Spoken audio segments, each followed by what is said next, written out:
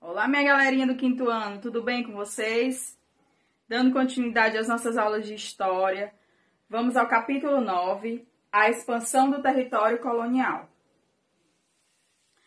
Então, como podemos ver no mapa do Tratado de Tordesilhas, o meridiano do Tratado de Tordesilhas, a maior parte das terras que hoje formam o Brasil pertenciam à Espanha. E como Portugal alcançou aí a maior parte do Brasil? Teve alguns fatores que ajudaram na expansão desse território. Exploradores conhecidos como bandeirantes iniciaram a ocupação do interior dessas terras por meio das entradas, das missões religiosas e bandeiras, e pelo desenvolvimento de atividades como a mineração e a criação de gado. Então, esses fatores todos influenciaram na expansão do território em relação a Portugal. E o que eram as entradas? As entradas eram expedições organizadas pelo governo português para entrar no sertão e reconhecer, também para capturar indígenas, para escravizar e para procurar riquezas, ouro, prata ou pedras preciosas. Essas expedições não deveriam ultrapassar a linha do Tratado de Tordesilhas, a linha estabelecida pelo Tratado de Tordesilhas.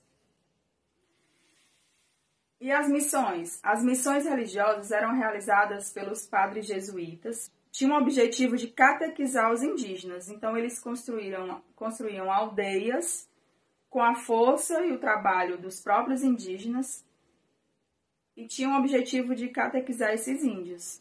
Essas eram as missões religiosas. Os jesuítas, então, entravam no interior do território com o objetivo de catequizar esses índios.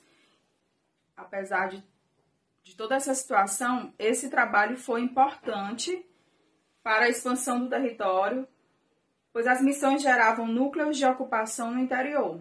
E as bandeiras, o que eram? As bandeiras eram expedições que não estavam ligadas ao governo português. Fazendeiros, comerciantes e aventureiros partiam mata adentro com a finalidade de aprisionar indígenas e procurar riquezas minerais. Os bandeirantes não respeitavam o limite estabelecido pelo Tratado de Tordesilhas. Embrenhavam-se no interior da mata, atingindo as terras espanholas e, com isso, contribuíram para a ampliação da colônia portuguesa. As bandeiras eram de 3 tipos: bandeiras de apresamento, bandeiras de sertanismo de contrato e bandeiras de mineração. Então, vamos ver um pouquinho de cada uma. Bandeiras de apresamento tinham o único objetivo de aprisionar indígenas e vendê-los como escravo posteriormente. Bandeiras de sertanismo de contrato: combater os povos indígenas que atacavam as fazendas e trazer de volta os escravos fugitivos que se escondiam nas matas ou nos quilombos. Bandeiras de mineração visavam procurar minerais valiosos como ouro, prata e pedras preciosas. E a mineração? O trabalho na mineração foi um fator importante e ajudou muito na expansão do território e do domínio português. Promoveu aí a ocupação portuguesa no interior da colônia, com a abertura de caminhos ligando a região das minas e outras áreas. Isso tudo possibilitou a circulação de pessoas e mercadorias por extensas áreas. E, além disso, foi bastante incentivado a criação e o crescimento de vilarejos nas áreas da exploração do ouro. Com a descoberta das minas pelos bandeirantes, ocorreu na época o que se chamou de febre do ouro. Um grande número de pessoas se mudou para as regiões de mineração e formou-se aí muitas vilas e cidades que existem até hoje no Brasil. Os exploradores não ficavam com todo o ouro que extraíram. Eles tinham que pagar imposto à coroa portuguesa, que cobrava muitos impostos. Outro fator também que ajudou na expansão do território e domínio português foi a criação de gado. A criação de gado também contribuiu para a formação de vilas e cidades que se originaram-se de currais e abrigos para os tropeiros, pessoas que conduziam as tropas. No início, o gado era criado no litoral, próximo ao litoral, mas pela necessidade de melhores pastos, melhores pastagens, os rebanhos então foram sendo levados para o interior da colônia. E enfim, depois de avançar a linha estabelecida pelo Tratado de Tordesilhas, a expansão foi facilitada por acordos entre as duas grandes metrópoles, Portugal e Espanha. Em 1750, então, foi assinado o Tratado de Madrid, que dizia o seguinte: acabou com a divisão estabelecida pelo Tratado de Tordesilhas e definiu que cada metrópole poderia tomar posse de todos os territórios que realmente ocupasse e usasse, como a mineração, as missões, a pecuária e as bandeiras já haviam ocupado grande parte do interior do continente. Todos esses territórios passaram então ao domínio português. E foi assim que boa parte das atuais regiões Sul, Centro-Oeste e Norte passaram a fazer parte do nosso país. Então agora vocês vão ler o conteúdo por inteiro, porque eu falei as partes principais. Vão realizar a atividade da página 84, questão 1. Em seguida temos a correção. E ao desligar o vídeo, realizem a atividade da página 84, questão 2. E também a visita virtual, que tem a orientação na página 82. Tá bom? Então, um beijo e até a próxima aula.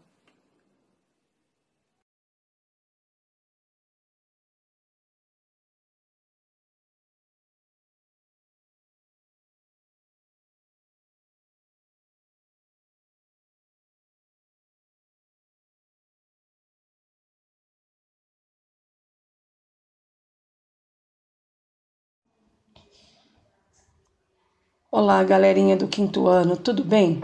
Vamos dar início a mais uma aula de História. Hoje nós vamos falar sobre a expansão do território, a colonização do interior, a colonização da região norte do Brasil, ok? Então, vamos lá.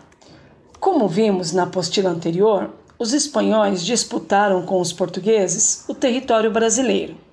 A maior parte do Brasil ficou com os espanhóis, mas com o passar do tempo, essa divisão se inverteu. Como os espanhóis só se preocuparam em extrair o ouro e a prata do novo território, foi a oportunidade ideal para os portugueses avançarem os limites de suas terras. Com isso, dando início à colonização, principalmente do litoral. Com isso, houve-se o cultivo da cana-de-açúcar e a criação de gado. Essas atividades contribuíram com a economia da colônia e com a expansão da terra. A partir disso, várias regiões foram sendo povoadas e o comércio foi se expandindo, tanto na plantação quanto na pecuária. As regiões que mais se expandiram foram a região Nordeste, Sudeste e Sul. Mas além da agricultura e da pecuária, outras expedições auxiliaram também para ampliar o território. Foram os bandeirantes. Quem eram os bandeirantes? Os bandeirantes eram o nome dado aos homens que formavam e lideravam essas expedições. Essas expedições eram para explorar o território. Podemos destacar 3 fases. O primeiro é o bandeirismo apresador, que foi o período onde os indígenas eram aprisionados e vendidos como escravos. Depois nós tivemos a fase do bandeirismo prospector. Foi quando os bandeirantes encontraram ouro, mais lá na região de Minas Gerais, tá? Depois nós tivemos o bandeirismo de contrato, onde os indígenas deixaram de ser escravos e eles começaram a contratar pessoas para trabalhar nessas expedições. Então, os bandeirantes, eles auxiliaram bastante na expansão do território, principalmente da região norte. A região norte foi uma das regiões mais colonizadas. Então, vocês estão vendo agora uma imagem né, que é em homenagem aos bandeirantes. Esse é um monumento, né, que foi feito, ele se localiza na frente do Parque Ibirapuera, tá? Então foram os bandeirantes que ajudaram e contribuíram para a expansão do território, principalmente da região norte. Então, voltando a falar da região norte, é só lembrar da floresta amazônica, não é? Que é uma grande área. E a região norte, ela foi colonizada por quê? Porque ela tinha o livre acesso, né, hidrográfico. O que é isso? Tinha um livre acesso pelos rios, né? Então as pessoas chegavam, né, pelos rios. E também por ser um território com uma grande riqueza natural, tá? Que é o caso da floresta amazônica. Na floresta amazônica, ela também teve uma grande contribuição, porque foi lá que foi criado as missões. O que são missões? Missões eram povoados indígenas, né, liderados e administrados por padres jesuítas. E era nas missões onde os índios eles eram catequizados, né, onde se ensinavam para ele a religião, que no caso era a religião cristã. E também podemos encontrar vários produtos importantes, tanto na medicina quanto na culinária, que era chamada de drogas do sertão. As drogas do sertão era uma expressão que se refere às especiarias.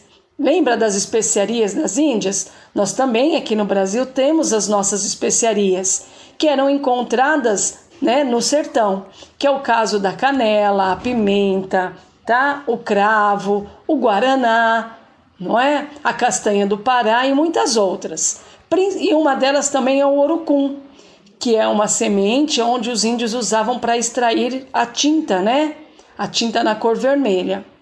Devido a toda essa exploração dos portugueses, em 1750, os portugueses haviam ocupado já grande parte do território brasileiro. Então, aquele acordo que nós vimos no início, que era o Tratado de Tordesilhas, já não estava valendo mais. Por quê? Porque os portugueses eles foram tomando posse de todo o território. Assim, com o novo acordo assinado, eles tiveram que fazer um novo tratado, que é o Tratado de Madrid.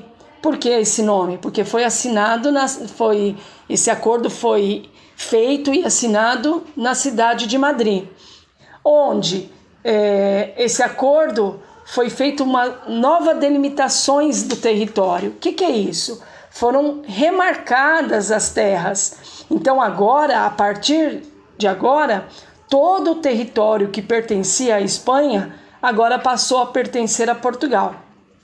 Então foi assim que os portugueses foram retomando toda a posse do território brasileiro. Bom, pessoal, agora é com vocês. Vocês vão fazer os exercícios, vão realizar as atividades e nos vemos na próxima aula, ok? Um grande beijo.